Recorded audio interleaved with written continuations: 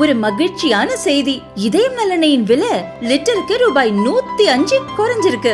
September 2023ல 1 litre இதயம் நல்லெண்ணெயின் அதிகபட்ச விலை ரூபாய் 503. ஆனா இப்ப 1 லிட்டர் இதயம் நல்லெண்ணெயின் விலை ரூபாய் 398 மட்டும்தான் தமிழ்நாட்டுல. அப்ப இனிமே எல்லாரும் இதயம் நல்லெண்ணெய் வாங்கலாம் இல்ல சார்? நான் பிஜேபி முன்னாள் மாவட்ட தலைவர் இருக்கேன். ஒசூரில் வந்து குடியிருக்கேன்.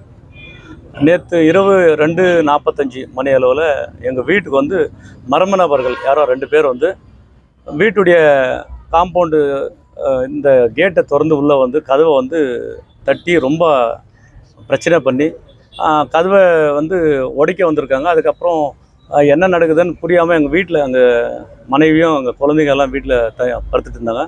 அதுக்கப்புறம் நான் இருக்கக்கூடிய மேல் தளம் முதல் தளத்துக்கு வந்து அங்கேயும் கதவை தட்ட ஆரம்பித்தாங்க. அதுக்குள்ளே நான் தெளிவாக எழுந்து யாருன்னு பார்க்குறதுக்குள்ளே வீட்டை விட்டு வெளியே கிளம்பிட்டாங்க. யார் என்ன விஷயன்றது தெரியல.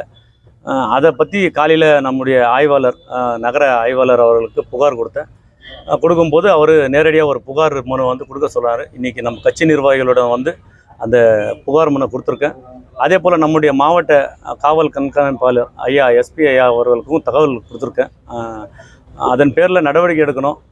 தொடர்ந்து எங்கள் அலுவலகத்தில் கூட 2 டைம் இது மாதிரி வந்து தாக்குதல் நடந்திருக்கு. இது 3வது டைமுங்க.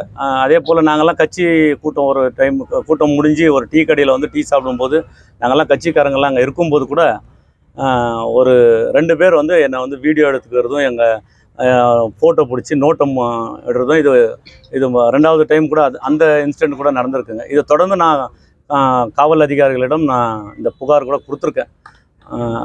எனக்கு இது போன்ற தொடர்ந்து நடைபெறுவதால் நம்முடைய அதிகாரிகள் தக்க நடவடிக்கை எடுத்து யார் என்று அதை கண்டுபிடித்து எனக்கு உரிய பாதுகாப்பு வழங்குமாறு அன்புடன் கேட்டுக்கொள்கிறேன். அதே போல் இன்றைக்கி அந்த காவல்துறையில் இருக்கக்கூடிய அனைத்து அதிகாரிகளுக்கும் தகவல் கொடுத்திருக்கிறேன்.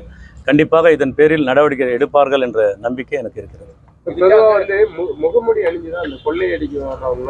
இல்லைங்க, அவங்க ஓப்பனாக முகமூடி எதுவும் கிடையாதுங்க. 2 பேர் வரான். அங்கே வந்து கதவை திறக்கிறது எல்லாம் சிசிடிவி கேமராவில் வந்து பதிவு இருக்குது. அந்த பதிவு கூட நான் கொடுத்துருக்கேன். உங்களுக்கும் வேணும்னா அதை கொடுக்குறேன். முதல்ல ஒரு டைம் இதே மாதிரி தான் சிசிடிவியில் வந்து எங்கள் ஆஃபீஸுக்கு வந்து ஃபோட்டோ எடுத்தது, அப்புறம் அந்த டீ கடையில் வந்து ஃபோட்டோ எடுத்தது, அந்த ஃபுட்டேஜ் எல்லாம் நான் கொடுத்துருக்கேன், காவல்துறைக்கு கொடுத்துருக்கேன். அவங்களும் விசாரணை பண்ணி யார் என்ன விஷயம் நான் கண்டுபிடிச்சி சொல்கிறேன்னு சொன்னாங்க. இது வரையும் எனக்கு எந்த தகவலும் வரலைங்க. இது தொடர்ந்து நடந்துகிட்ருக்குங்க. இப்போ ராத்திரி அந்த இல்லை சார், எனக்கு தொழில் போட்டி அது மாதிரி எதுவும் கிடையாதுங்க. 2 சக்கர வாகனத்தில் தான் வந்தாங்க. நேற்று 2 சக்கர வாகனத்தில் வந்து இந்த முகமூடியோ இல்லை மாஸ்கோ எதுவும் போடலிங்க. ஓப்பனாக வந்திருக்காங்க 2 பேரும். இந்த வந்து கேட்டை வந்து அவங்களே ஓப்பன் பண்ணுறாங்க. ஏன்னா தைரியமாக கிட்டத்தட்ட வீட்டுக்குள்ளே பார்த்தீங்கன்னா அந்த காம்பவுண்ட் வால்குள்ளே 10 நிமிஷம் உள்ளே இருக்காங்க.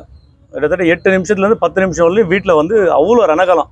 கதவை தட்டுறது, ஏதாவது வெளியே வந்து எங்கள் மனைவியோ இல்லை எங்கள் குழந்தைங்களோ யாராவது வந்து கதவு திறந்துருந்தால் என்ன நடந்திருக்கும்னு எனக்கு தெரியாது.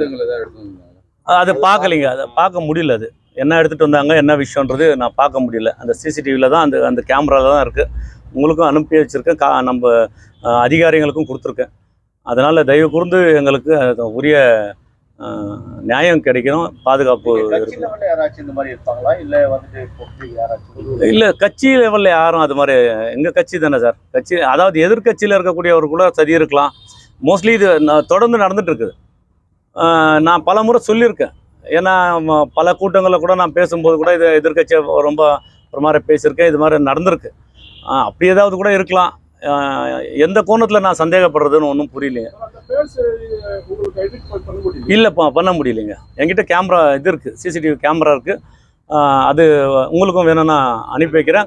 நம்மளுடைய அதிகாரிகள் கூட அனுப்பி வச்சுருக்கேன். அவங்களும் பார்க்குறேன்னு சொல்லியிருக்காங்க. எனக்கு இன்றைக்கி ஏதாவது ஒரு நியாயம் கிடைக்கணுன்றதுக்காக தான் எல்லா கட்சி நிர்வாகிகளோட இங்கே வந்து காவல்துறைக்கு காவல் நிலையத்துக்கு வந்திருக்கோம்.